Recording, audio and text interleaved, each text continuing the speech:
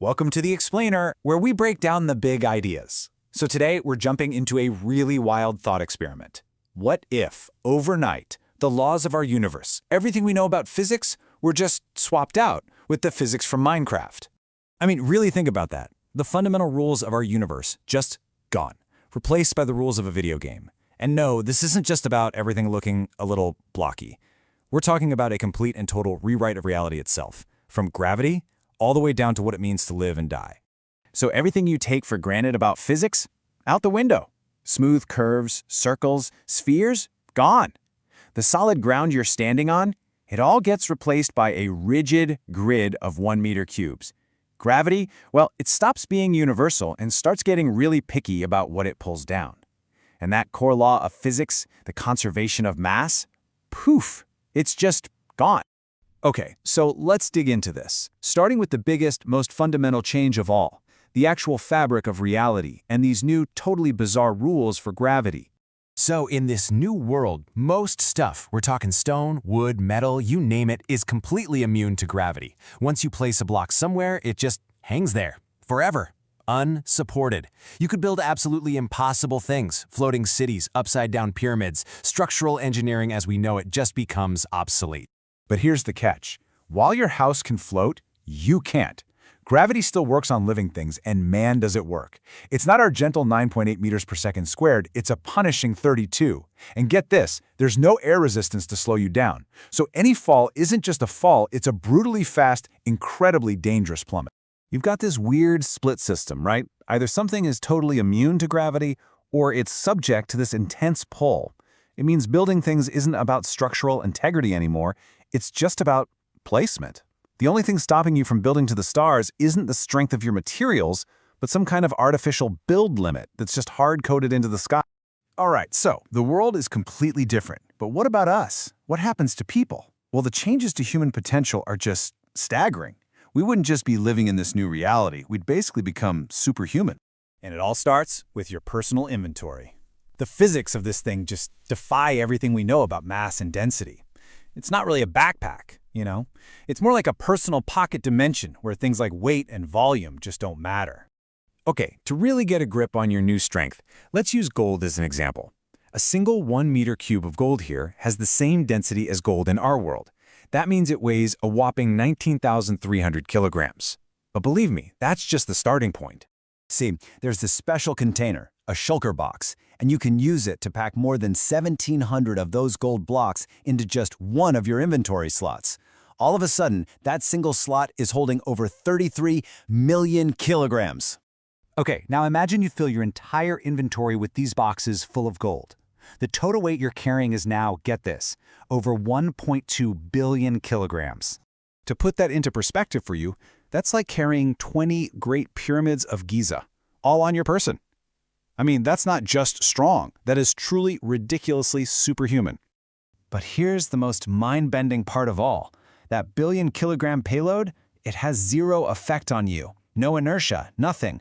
You can still run, jump, swim, you feel completely weightless. It's like mass has completely disconnected from the physical world until you actually decide to place a block back down. So, what does this all mean for society? Well, this ability to just ignore physics on a personal level completely upends, well, everything. Industry, economics, the whole concept of scarcity, which is the engine of our entire economy, it just vanishes for most of the important materials. Think about it. Supply and demand means nothing when you can create an infinite ocean from just 2 buckets of water or generate endless energy. Why would you mine for anything? It becomes totally obsolete and it's replaced by these bizarre and super efficient automated farms. And let's take the new iron industry as an example. It's not based on mining ore. It's based on this, a chillingly efficient automated slaughterhouse. You literally exploit the panic of sentient beings to make them spawn protectors, which you then kill for a limitless supply of iron. So, yeah, here's the really crucial takeaway. You have this post-scarcity utopia, but it's built on a foundation that is brutally efficient and purely utilitarian. It's the greatest good for the greatest number, sure, but it's achieved through engineered, never-ending suffering. It's dark. And these new rules, they don't just stop at industry. They completely redefine what life death, and even war mean. When resources are infinite and physics is basically optional, the value of a single life, well, it changes dramatically. For starters, death just isn't final anymore. It becomes a temporary setback. It's almost like a fast travel feature that just teleports you back to the last bed you slept in. Yeah, you lose your inventory, but the ultimate penalty, the end of your existence, is reduced to a major inconvenience. And you can negate death in some pretty wild ways. This is a perfect example. You can fall from any height, we're talking a fall from orbit, and survive with a single bucket of water. If you place it just before you hit the ground, all that kinetic energy just vanishes. Poof! Parachutes, landing gear, all of it totally obsolete. Travel gets a complete revolution too. You can build portals to this other dimension, the Nether, where every step you take is like taking 8 steps in the real world, so travel times just plummet. But then, if you build a highway out of a special kind of ice in that dimension and ride a boat on it, you can hit speeds over 2,000 kilometers per hour. That's twice as fast as a Concorde jet. So what does war look like? It becomes this insane, high-speed duel of attrition. People are fighting up close with powerful exploding crystals, and your survival depends on holding a totem of undying, an item that literally saves you from a fatal blow. Victory just comes down to who runs out of their extra lives first.